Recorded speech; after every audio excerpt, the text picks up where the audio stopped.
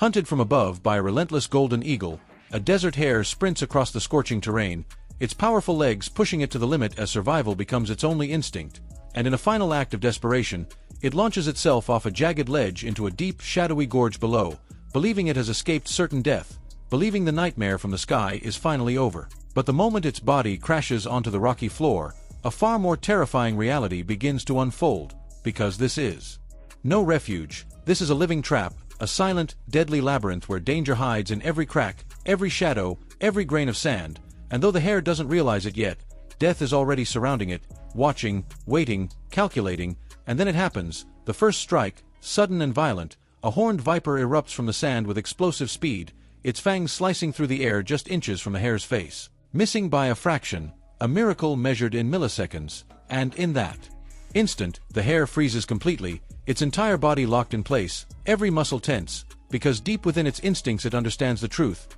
movement means death, even the slightest twitch could trigger another strike, and so it stands there, perfectly still, as if it has turned to stone, while the vipers begin to emerge, their bodies blending seamlessly with the desert floor, their tongues flicking rapidly, tasting the air, sensing heat, sensing life, sensing fear, and the silence becomes unbearable, heavy with tension, stretching for what feels like forever, but stillness is not a solution, it is only a delay, and eventually, survival demands action, the hare explodes into motion, bolting forward with incredible speed, kicking up dust as it dashes into the narrow canyon, but this is no ordinary escape, this is a battlefield where every step could be its last, because from every crevice, every crack in the rock, vipers begin to strike, launching themselves like coiled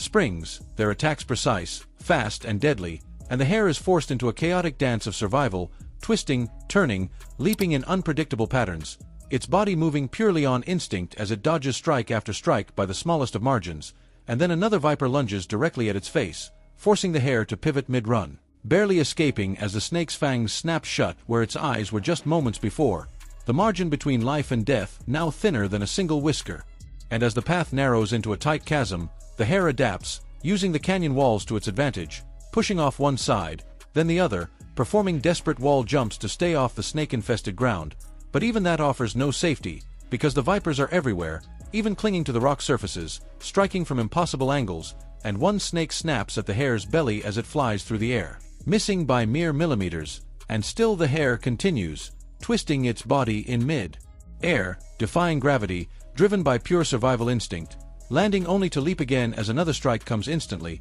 There is no pause, no rhythm, just constant, relentless danger, forcing the hare into a frantic, chaotic motion where every second is a battle, every movement a gamble, and as it pushes deeper into the canyon, the nightmare only intensifies, the labyrinth seems alive, shifting, closing in, vipers striking from the left, from the right, from behind, their attacks coming in rapid succession like a deadly storm, and the hare struggles to keep up, its energy draining, its movements becoming less precise, yet it cannot stop, because stopping means death, and so it continues, sprinting, leaping, dodging, until suddenly it stumbles into a small clearing, but there is no relief here, only more danger, because the ground itself seems to erupt with movement. Vipers emerging from hidden holes in the rock face like a twisted, nightmarish game, striking again and again, forcing the hare to recoil, to scramble backward, to change direction in an instant just to avoid being bitten, its heart pounding at an extreme rate, its breathing rapid and shallow, its entire body pushed to the absolute limit, and yet the vipers continue to close in, sensing its heat, its movement, its fear, turning the air thick and suffocating with tension, and in a final burst of desperation, the hare gathers all its remaining strength and launches itself forward in a massive leap over a cluster of coiled snakes, narrowly clearing them as their fangs snap upward in unison, and for a brief moment, it seems like it might have found an opening, but the canyon widens only to reveal an even more terrifying reality. The danger has multiplied, not diminished, because now the hare is completely surrounded, the ground ahead, behind, and to both sides crawling with venomous predators, creating a living minefield where every step could trigger instant death, and the hare hesitates for a fraction of a second, realizing the impossible situation it is in, but hesitation is costly, and the vipers waste no time, striking again with terrifying speed, forcing the hare to react, to move, to keep running despite exhaustion tearing through its muscles, and as it continues its desperate escape, it suddenly reaches the edge of a massive cliff, the canyon dropping away into a dark, endless abyss, and for the first time,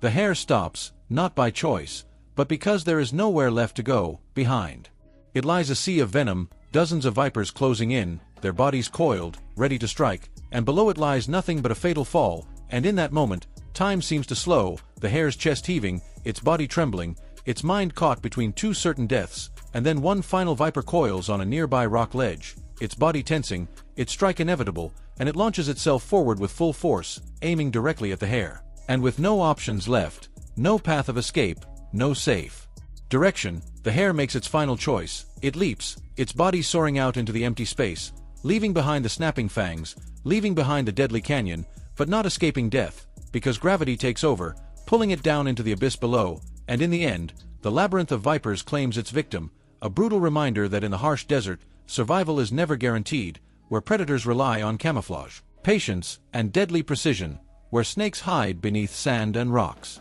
To avoid the scorching heat of the day, emerging at dusk to hunt, where some use venom to immobilize their prey while others rely on speed and strength.